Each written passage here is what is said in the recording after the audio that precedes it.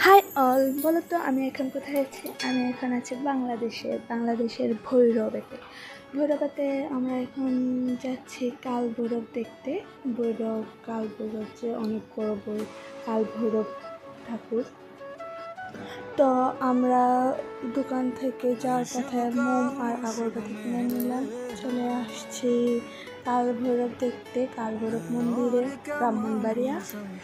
তো এখানে সবাইকে প্রসাদ দিচ্ছিল, সন্ধ্যা পূজা শেষ হয়েছে, প্রসাদ দিচ্ছিল, প্রসাদ নিয়ে নিলাম। আমিও প্রসাদ নিয়ে আমি আমার স্বামীকে দিলাম দুইখানি আমার স্বামীকে দিলাম।